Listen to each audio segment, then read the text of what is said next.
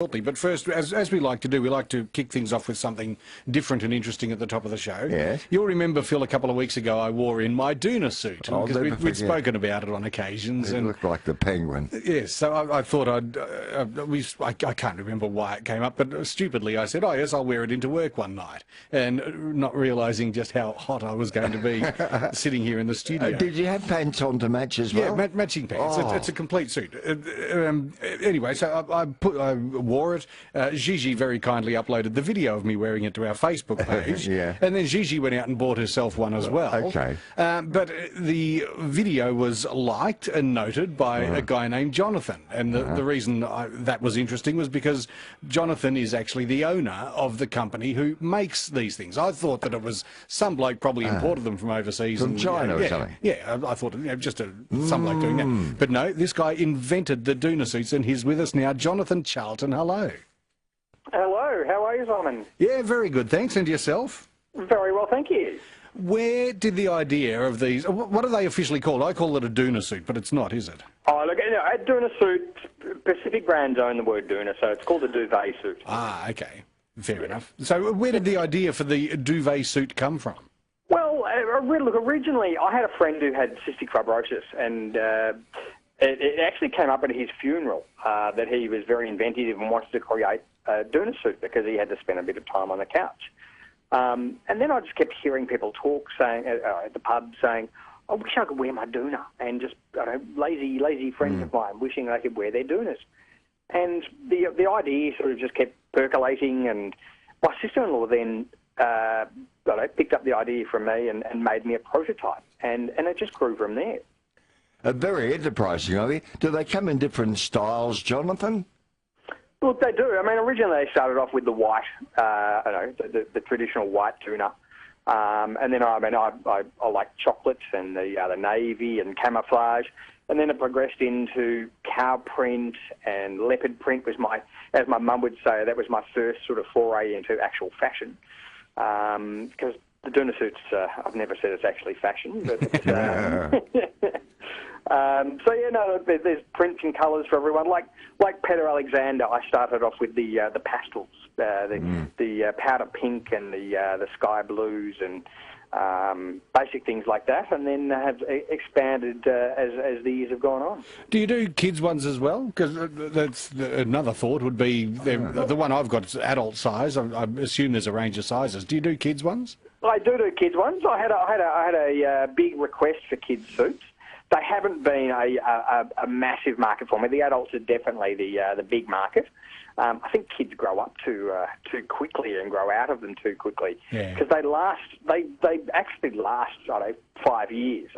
It's one of those things that I did marketing at uni, and one of those things that I learnt was make a product that you've got to have repurchase, and I think I've almost done myself out of people repurchasing because they last too bloody long. And of course you put them away for 6 months of the year anyway, at least. Well, no. So saying that, I've had 40-degree days in summer where at night it's all of a sudden got really cold, and then had to pull the Doona suits out at night just to keep the party going. Okay. And do many people wear them to bed in place of, say, a Doona or an electric blanket? Well, originally it wasn't designed for that, but I do get a lot of people saying that, it's probably more females as well, saying that they actually do wear them to bed because their partner, steals the covers off them, and therefore they find it extra warm to be able to sleep under and not have to worry about that. An excellent form of contraception too, I would imagine. Well, look, a lot of people say that, yes, they aren't the sexiest things, but I actually have done a big write-up about how they actually can be sexy in terms of if it's saving you money and keeping you warm, therefore your partner's more likely to be feel sexy, and therefore, maybe want to play later. Yeah. Sadly, Jonathan, in my case, it's a golden retriever pup. That's my bed partner. Now, what about the opportunity of an overseas market for you? Look, definitely. I mean, a lot of people say to me, "Oh, you've got to look at the UK and the US." And look, Australia is the perfect market in terms of our insulation's not fantastic. Therefore, our climate is sort of the perfect market for it, and therefore the UK is a very, very similar market. I get a lot of people saying, what about Canada and stuff? And I think about it and then think, but all of the times in those markets, they actually they get home, put their clothes in the dryer room and take all their clothes off. So it's the cold states of the US, the UK and Australia that are absolutely fantastic. And you wouldn't have much demand north of the border, of course. Well, it's actually quite surprising. Two of my biggest markets are actually Queensland and Perth. Oh, that's interesting, isn't it? Well, Perth's got a sort of a desert climate, so they get the really cold nights. Yeah. And in Queensland, once they get below 22 degrees, they're freezing. Now, do you do things like markets and stuff? Do you rock up at markets and wearing one in the middle of winter and watch all these people freezing? And I think they'd sell quite well there. I've done them in the past. Look, I find that a lot of those markets, people are, I have to say, they're tire kickers, and they want like your $2 pairs of socks and things like that. That is true, actually, yes. So I generally stick to selling online. So you can find me at lazypatch.com. Excellent. All right, written that down. Now, dare I ask, you've had a little publicity from us here in me wearing the thing and giving it a plug. It's certainly not chasing a freebie of any sort for us. I already own one, and Phil is extremely warm with his puppy at home. Could you do a deal for our listeners? Oh, look, of course I can. I've actually gone ahead and set up a discount, 20% discount code. Oh.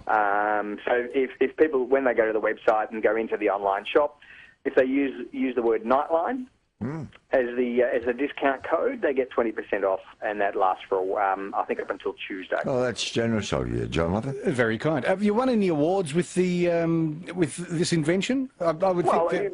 funny you should say. I actually won the 3AW Small Business Award. I think 2 years ago with Dennis. Dennis Walter does that in the afternoon. Yeah. Yeah, good stuff. So will this make you a multi-millionaire, Jonathan? Look. Hopefully, if I can finally get it into the UK and the US, I've had great fun doing it in Australia, and it's done very well.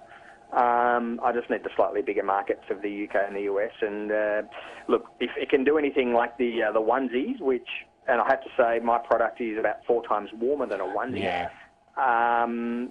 Look, I should be able to compare myself to the inventor of the Ugg boot. That would be a good thing to do. Jonathan, thanks very much for spending some time with us, and thank you for the kind offer for the listeners. I'll put that on our Facebook page and tweet it and all that sort of thing.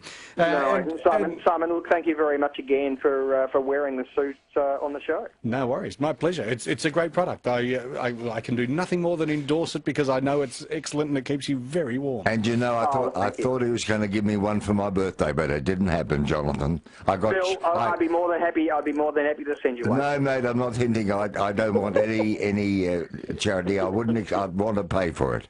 But I got... look, happy to send one. I got 10 blocks of Cadbury's chocolate instead. Beautiful. Well, that'll give me the energy. That'll be burning off calories, won't it? Give you enough fat as well, yes. It will. Good on you, Jonathan. Take care. All the best for lazypatch.com, is it, or .com.au? No, just either or. Okay, beautiful. Lazypatch.com. That's Jonathan Charles.